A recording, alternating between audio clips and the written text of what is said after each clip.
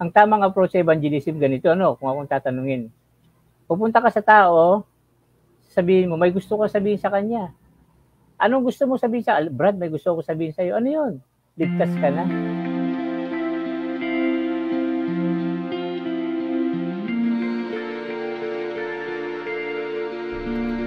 Idiin natin, Mark Paul, yung kamatayan ni Kristo, sabi dito, for everyone, para sa lahat. Hindi lang para sa mga nananampalataya. Jesus did not die only for those who believe, but also for those who do not believe. Halimbawa, yung standby sa kanto, yung lasenggo sa kanto, namatay si Kristo para sa kanila, para sila ay maligtas, magkaroon ng buhay na walang hanggan. Kaya kung iniisip natin na dahil sa kamatayan ni Kristo sa cross, napatawad lahat ng kasalanan natin, dapat isipin din natin na yung standby sa kanto, na lasenggo, na nagda-drugs pa, siguro namatay din si Kristo para sa kanila, para mapatawad lahat ng kasalanan nila. Kaya kung lahat ng kasalanan natin, tinuturing natin na napatawad na, ganun din sila. Dapat sabihin natin lahat ng kasalanan mo napatawad na. Wala ka nang kinakailangan gawin. Dahil namatay si Kristo para sa iyo. Yun ang good news, Mark Paul. Nagiging good news talaga yung kapag para sa lahat ng tao, hindi lang para sa atin. Yun ang good news sa lahat ng tao. Walang exemption. Namatay si Kristo para sa kanila. Yes. Ang ganda ng pastor, kaya kung titignan natin kung paano ang bawat sa atin ay binigyan ng biyaya na yon. Namatay siya sa para lahat, walang exception, hindi para sa member lang, hindi para sa mga active lang sa simbahan, nagpa-participate sa simbahan, ay dapat iniaalok natin siya sa mga tao talaga. Yes. Ng ganun ang drive o ganun ang tawag dito. Ganun ang atake natin sa kanila. Kumbaga, hindi yung kailangan mo natin sila, gawin, ito muna yung gagawin mo, ito muna yung gagawin mo. Ganyan ang kadalasan. Yan nga yung tinatawag, pastor, na doctrine evangelism. Ay tuturo mo muna sa kanila lahat ng mga kailangan nilang sundin. Saka mo natanungin kung tatanggawin pa nila sila Jesus sa dulong araw na, pastor. Yun yung nakakalungkot, Sa dulong araw mo tatanungin kung tatanggawin ba nila si Jesus. Ang tanong nga, pastor, na ipakilala mo ba talaga si Jesus dun sa 14 days or 1 month mo pang pagsisermon sa kanila. Ang masama ng pastor kadalasan kasi sa doctrine evangelism, hindi.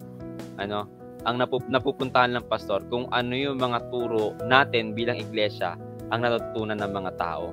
Kaya ang nangyayari, kung ano yung turo at saka aral na natutunan nila, yun lang din at yun yung gagawin nila. Pero yung personal talagang pagtanggap sa ating Panginoon, nane-neglect. Hindi ko yung sinasabi, pastor, dahil nandiya-judge tayo, baka pamalian na naman ng marami, kundi ganun mismo yung karanasan ko sa buhay ko. Natutunan ko yung Sabat, pinapanood ko yung mga debatista natin, pinapanood ko yung mga magagaling nating scholars, at yung pastor, nagpasya akong magpabautismo.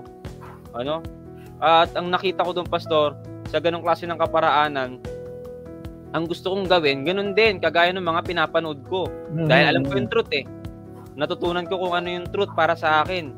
So ngayon, sa Facebook, sa Messenger, sa mga groups, kahit personal, pastor, may makausap ako ibang reliyon, ipaglalaban ko sa kanila yung truth na alam ko.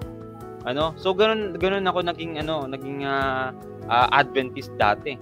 Pero nung natutunan ko, pastor, yung gospel na akala ko dati natanggap ko na, hindi pala siya ganun.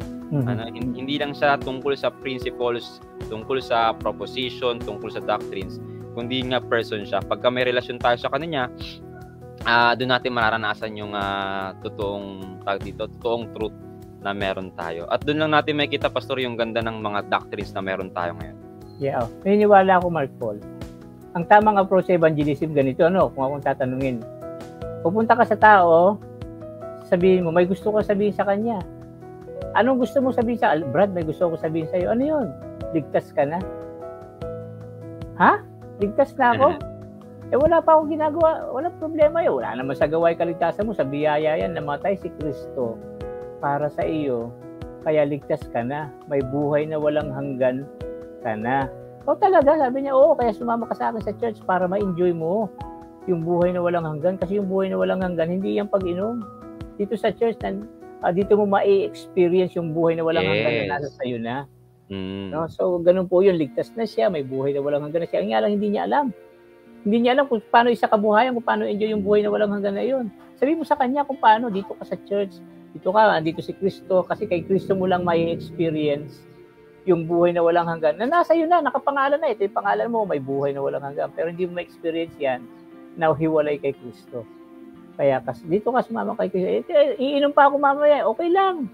Wala naman sa ginagawa. Punta ka muna sa church, tapos saka ka uminom ulit. Baka ano na naman tayo, Mark Paul. Awayin ka na naman yan. Pero naniniwala ako, Mark Paul, yung isang tao na binigay yung buhay niya sa Panginoon, ay unti-unti maiaayon niya yung buhay niya ayon sa kalooban ng Panginoon. Hindi pilit. Hindi mo sabihin, siya mismo magdidesisyon nun. Sabi, hindi na pala ako dapat uminom kasi nakay Kristo na ako. Yun.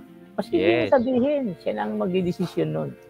Sa sarili. Yun yung totoong obedience, Pastor. Kasi ang nagbunga sa kanya, yung spirito, hindi yung obedience agad. Kasi ganun, Pastor, ang nangyayari sa karamihan sa atin eh.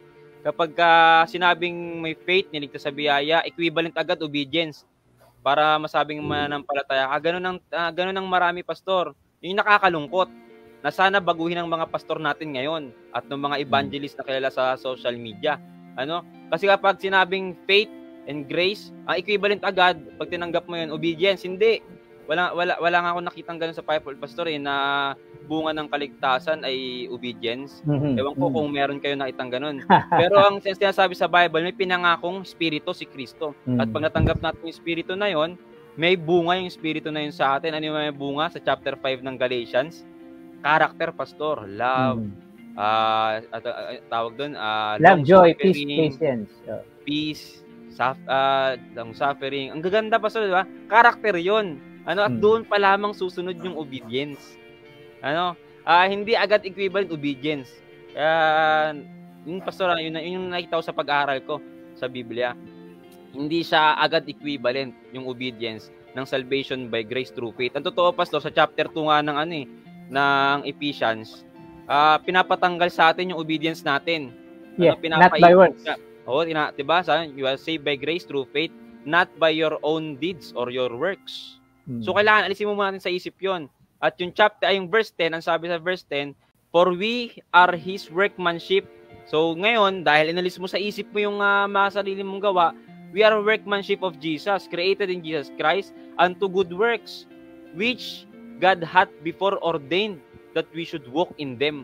So kita mo, Pastor, lalakaran na lang natin. May mahirap pa, Pastor, sa paglakad? Wala, madali lang yun. Wala, kahit sinong tao madaling maglakad.